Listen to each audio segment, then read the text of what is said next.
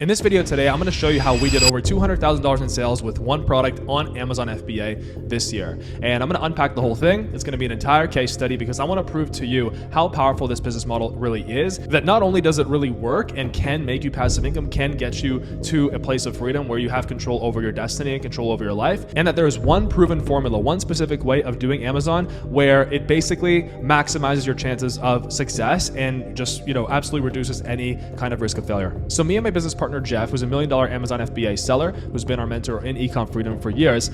He's been coaching students in there to success, and we actually just posted some student success interviews around the time of making this video, so check those out. Me and Jeff got together and we decided to launch a product. And so we were thinking of, okay, what would be the best product to launch at our budget? Obviously, we're experienced and we do have a higher budget. So for those of you watching, I want to emphasize that you do not need a high budget to start. You need at least $5,000 to start, $5K USD. And of course, you can leverage credit. You can leverage, lines of credit, things like that, whatever you have available, as long as you're responsible with credit, that is an option for you. But you do not need, 20K, 30K, 50K to start. But because we've been doing this for years, we know what we're doing, and we also have a higher starting budget, we decided to go for something that was higher priced, and we decided to order more units in the very beginning. We decided to order much more than the actual minimum order that, that we could have ordered. So we were doing product research and we started looking at trends. We started looking at trending markets, and we noticed that a huge trend recently, and this one is, I'm sure you know about this one because it's gotten really, really popular ever since the pandemic, is pickleball. And so what pickleball is, it's kind of like I wouldn't say miniature tennis. It's not like ping pong, but it's kind of like somewhere in between ping pong and tennis, where you have these pickleball rackets and the court is smaller, and, it's a really fun sport. It got really popular during the pandemic because it was a way for people to be able to just enjoy just exercise outside and things like that, or even inside, because you didn't need nearly as much room as an entire tennis court to set it up. So it's kind of a compact sport that you can play anywhere with your friends or family. So we saw that pickleball was an up and coming sport all over the world, but especially in the United States. We saw that it had a fantastic amount of search volume, both on Amazon and on Google. So there's a tool called Google Keyword Planner, which you can basically check the search volume. It's the amount of searches that are being made for any search term on the internet. And on Google Trends, it was a huge rising trend, and it looked like it wasn't going to die anytime soon. In fact, it was going to continue rising. And so we decided to, pounce on the trend, because as the famous saying goes, all money is made on trends. So cashing in on trends. If you look at many of the millionaires and billionaires that have been made in history, it's because they cashed in on the trends of today and tomorrow. The problem was that even though the trend was large and it was, up and coming, a lot of competition was pouncing on the trend as well. And so we were thinking of, okay, well, how could we differentiate this product in a way that people would actually want to buy this versus the other pickleball sets? So we decided to launch a pickleball set, and we wanted to make sure that it's an improved set over what's available on the market. We noticed that all the pickleball paddles on the market were wooden and cheap, and there were no complete pickleball sets available, really. Like, there were kind of individual paddles or pairs, and a lot of them were just cheap and not good quality. And so we decided to come to the market with a great offer. We decided not to reinvent the wheel. We just offered a one-stop shop for pickleballers, right? We really thought about, okay, what would pickleballers want? What is missing from the market? And so what our set ended up coming with was 2 carry bags, a regulation size net, and polymer-made pickleball paddles instead of wooden paddles, which was crucial for quality, right? So we did our market research and we realized that we wanted to create them out of polymer and not out of wood, because the wooden ones were getting a lot of complaints and the negative reviews on Amazon for competition. So the set had 4 paddles, 6 balls, a scorekeeper, court markers, as well as measuring tape to make the actual court. So once we got our set and we figured out exactly what was going into it, the next challenge was to actually crunch the numbers and figure out how profitable would this be? What would our profit margin be? What would our cost of goods be? How much would inventory cost us? And how much money would we likely make with the first order? And also a very important part of that was calculating Amazon's fees, because to sell on Amazon, for that privilege, Amazon does take Amazon FBA fees and referral fees. However, they are reasonable if you know what you're doing, or if you're, following the right steps. They are reasonable. If your FBA fees are so high that your margin is non-existent, that's just because you chose the wrong product or your offer isn't good enough. So here's our profit sheet that me and Jeff put together. As you can see, we put in a 500 unit order for our first order inventory. Now again, when it actually came to contacting suppliers, we did not need to order 500, but we wanted to order 500 because we're larger scale sellers, we have experience, and we have the budget. We had the budget to do so, and emphasizing that we did not need to order what ended up being $25,000 20,000 about, it was about 25K of inventory, more or less, right? So 500 units, we were going to sell it for $179.99. And that is a premium price point, but also, we were offering a premium product. And one of the best ways to really secure sales on Amazon and make sure that your product succeeds, focus on creating an amazing offer. So as I mentioned, the polymer paddles, the measuring tape, and basically the whole complete kit really was a premium one-stop shop for pickleballers, right? If that's what they're called. Our cost of goods sold, not including shipping, was $47. So that's basically the EXW price, which is Ex Works, which is like the price for each unit from the factory without shipping, okay? Our referral fee was 15% of the selling price. It's always 15%, which was $27. So that's 15% of 500. Our pick and pack fee was $16 per unit, which is always based on dimensions of the product. That is an Amazon fee. It depends on the width, the height, and the length, which brought us a total landed cost per product of $74.53, which included cost of goods, COGS. So that's essentially the price that we're paying for the units, and all the shipping costs to get the product to the Amazon warehouse. So we did not include sample costs and stuff. I mean, they were very marginal. They were like a few $100 or maybe like $500 at the most, because the product was more expensive. So for your product, if you're not selling a product that's $180, if it's like $50, your sample cost is not going to be anywhere near, how much we would have had to pay for samples. But again, in terms of like the actual, how much that compared to the total inventory cost, it's negligible. Right? So now let's look at the cost of goods, COGS, to get the product to Amazon. So $47 per unit, Ex Works price, EXW. EXW is a supplier term, which means it stands for Ex Works, and it means basically the cost of the product, imagine for them to make it and then just leave it at the door ready to ship.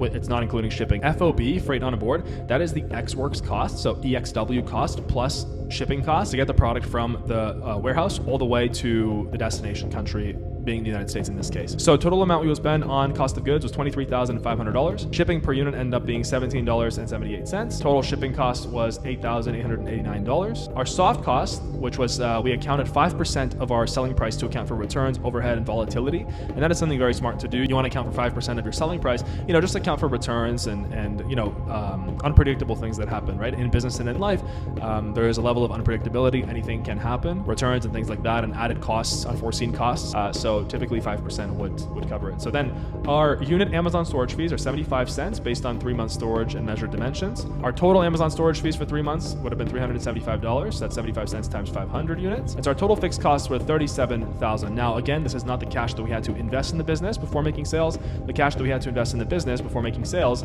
was essentially just the $23,500, which was the material costs, and then the $8.8K for shipping. So we ended up paying 30, it was like 32. Again, we could have slashed this by half, and you don't need to spend this much money. We're just at we're experienced. We've been doing this for years. So that's why we decided, we're not going to waste our time with like 100 or 200 units. But when you're starting out, that's a better idea because you want to make sure your product is selling, and, you don't want to put so much money at risk when you don't need to. When you're more experienced, you have a better idea of what's going to work and what's not going to work, and you know what to look out for. And so, if you do succeed, you don't want to waste your time. Okay, we ran out of 100 units or 200 units, and then we have to wait like a month or two for the supplier to remake the units, right, for the next order. So that's the reason why our inventory cost was higher. And I just wanted to emphasize, you don't need to spend this much money. Okay, so it can be like 5 to 10K. That's the optimal amount of money that you should spend. And you don't need even 5 to 10K to start. You can have like 3, 4, and then you can leverage 0% credit cards. There's 0% credit cards available in many parts of the world, especially in the US, where you get no interest for 12 months. There's also lines of credit that you can get, at a very reasonable interest rate. So now if we scroll to the right here, we can see our final numbers. So our net pre-tax margin would be 31.93%, which is great. That's a great margin. You want to aim for as close to 30% as possible. Like anything above that is fantastic. Anything below that, 20 to 30 is, it's okay, but you want really 25 or 30%. 35% is fantastic. Our gross revenue, if we sold of all the 500 units, would have been almost $90,000. And our net profit pre-tax, of course, would be $28,732. And our dollars per unit of margin would be $57.46. So our total cost per unit that we would have to pay after selling everything would have been $122.53. So one big thing about this product was that because we were going to sell it for $180, we had a whopping $54 to be able to throw at Amazon PPC, which is Amazon Pay per click, which gave us $54 to spend to basically get a sale. Like we had $54 of playroom with every single unit with Amazon PPC, before we needed to make a sale to stay profitable. Having $54, that's a lot of money that is available for PPC. So even if, your PPC isn't the most optimized, right? If you're new at it, and typically over time at the beginning, it's not the most profitable, but then over time you figure out what keywords work and what campaigns work and things like that, which keywords to target. At that point, then, your PPC gets profitable. But having extra margin gives you more playroom to make mistakes with PPC, so you don't have to make sure to get every single part of your Amazon business right. You know what I'm saying? So that's why you want to go for the higher priced products. You want to come up with a great offer that can be sold at a higher price that is premium. And so that is what we got with selling a more expensive product. So it's just much easier for us to stay profitable on the first order and overall. So we knew what the product was. We knew what our profit margin was going to be. We knew there was money to be made here. Now we just had to find a supplier to actually create this for us. And that was our next challenge. So here's what we did. We contacted about 20 suppliers in the niche, and we needed to find one that was willing to make the complete set for our budget of $50 per unit. And after some searching, it wasn't too difficult. We finally found a supplier that was willing to make the set cheaper and decided to go with them. So it's cheaper than even $50. After that, we moved on to the sample process, where we wanted to actually get product samples from the supplier and test them out ourselves and make sure that they were good. And this is where graphic design came into play with creating our brand name, getting the kind of the brand concepts complete. What we did was we hired a designer off of Upwork. You can hire one off Upwork or Fiverr. There's tons of great ones. We had them complete the graphic design for us, which we then forwarded to our supplier, and we received our first sample a few weeks later. When we got our sample, we tested it vigorously, and it actually held up perfectly. We were very impressed, and it ended up being a very strong and durable and even foolproof product. We thought, okay, this is great. There's nothing really that can go wrong here.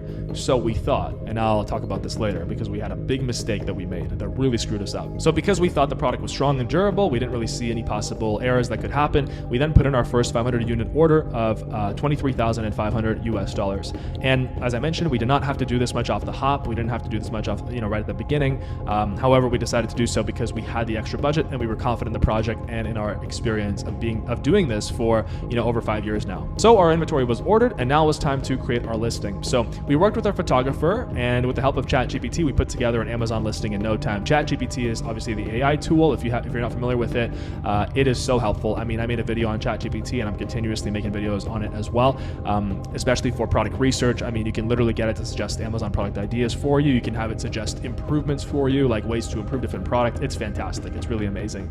So we had it basically write an amazing title. We had it write a killer description, and it really allowed us to put a beautiful Amazon listing in no time. I wish I had this when I started selling on Amazon, to be honest with you. So we received our first inventory order in October, and we sold out of it in December.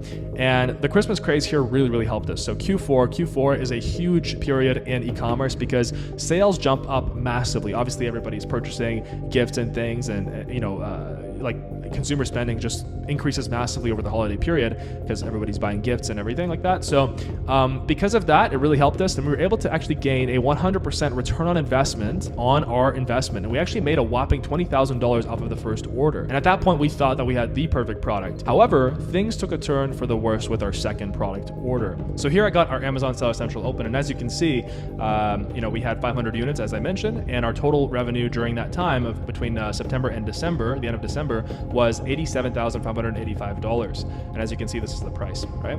So at first, just like with any product, it usually is a little bit of a slow start, and then it picks up as you ramp up your PPC spend, you optimize your keywords, and your product picks up traction within Amazon's algorithm. And then in November, we started getting our $1,000 days, like $1,000 a day, which is fantastic. I mean, imagine making $1,000 a day, seeing that on your Amazon Seller Central. That's more money than, 99.9% of people ever make in a day ever. Then we started hitting $3,000 a day. Then we started hitting $5,000 a day, approaching Christmas, like 5, 4, 3 a day.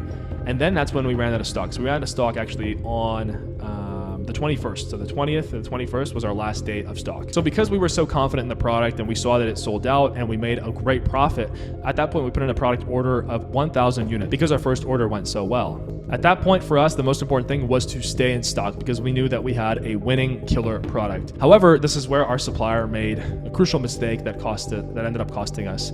For some reason, and I think, I was busy with things in my life and Jeff was also busy with things in his life, we skipped the product inspection on the second order. We trusted our supplier and we should not have. And I always say this, do not skimp on the product inspection. Make sure you always get a product inspection before you have your supplier send out your units to Amazon. Always pay for a product inspection. Even though it costs a few $100 or whatever, it's nothing compared to finding out that your supplier screwed up a weld on your product, and which ended up basically screwing up your whole inventory order. Your customers get upset, and that ends up ruining your listing. Your reviews go down on your product, which is exactly what happened with us. So when our second inventory order came in, we were sitting on over 25 5-star reviews. Our listing was at the top in the niche at the time and ranked for a lot of the top keywords, so we were winning.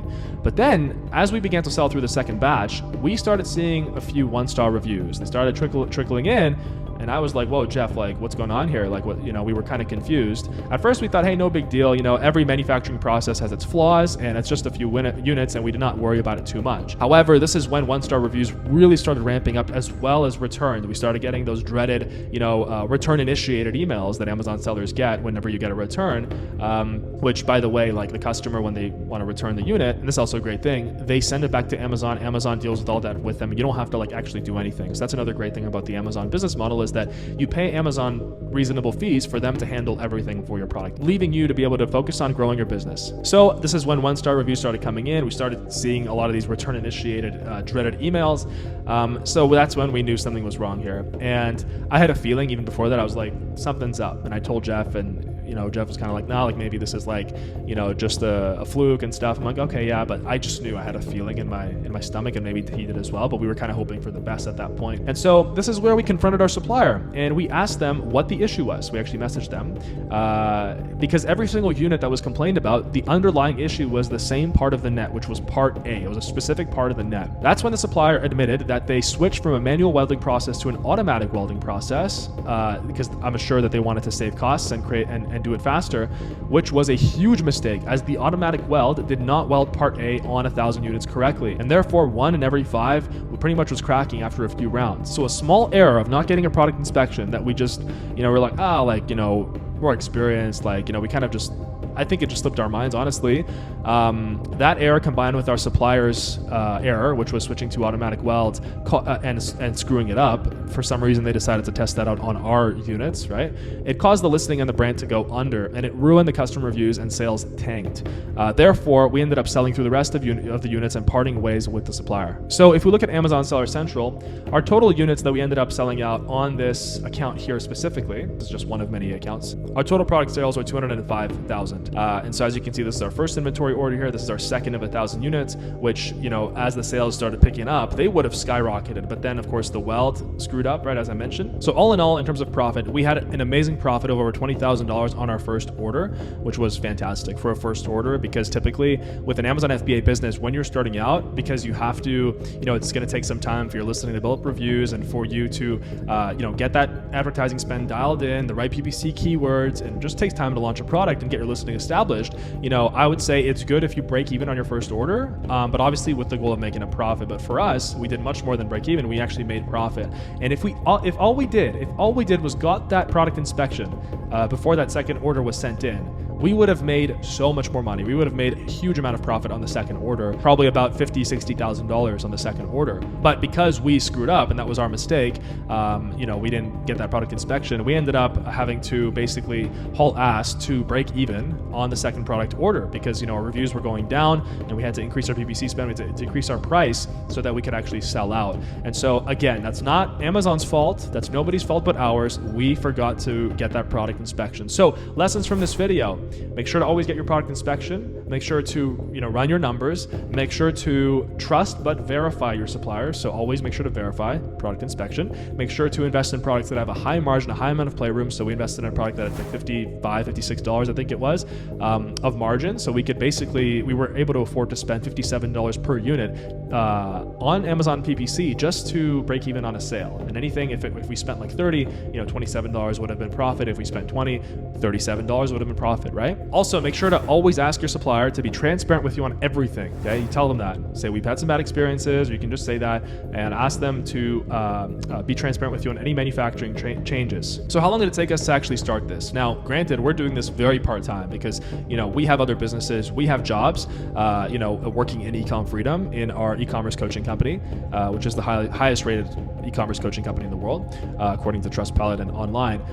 It took us about 6 months to come up with the concept of the brand and for everything to fall into place, for the manufacturer to manufacture the units, the new concept, get them into Amazon. However, when it did, it paid dividends. We had a fantastic start, like really killer. So I made this video because I wanted to show you some of the recent Amazon FBA success that we've had, and also just a story, a case study to share with you that, basically we made this mistake so you don't have to, so that you can take the lessons that we had to learn the hard way in this video so that you don't have to make them in your business. And we also wanted to show that we practice what we preach in e-commerce. We've both done millions with e-commerce, and Jeff, our mentor, does, I believe it was 1.3 million per year on Amazon FBA, and he's been doing this 4 years, and he's actually, he was previously a student in Ecom Freedom. And as I always do, I want to be transparent with you, and I want to, I don't want to create this image of like, oh, Amazon is this easy get rich quick scheme. No, it's not. No, it's not. But there's nothing easy in life, right? But there are certain ways in life available right now to you, ways of making money online that can set you free for life.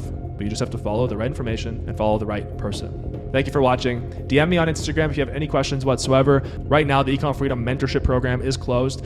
We decided that we're only going to work with people that are the most qualified and the best fit, that have the highest chances of success with e-commerce. So check the link below. It might be open. We might be taking the next round of students. We take one round of students, 200 students every quarter. So check that link below for a very reasonable investment. If you are the right fit, we're going to work with you to help you build your Amazon FBA business so you can take control of your destiny and live an amazing life. Thank you so much for watching. DM me as well if you have any questions. I answer every single message. Email me. All that stuff's down below. Be free.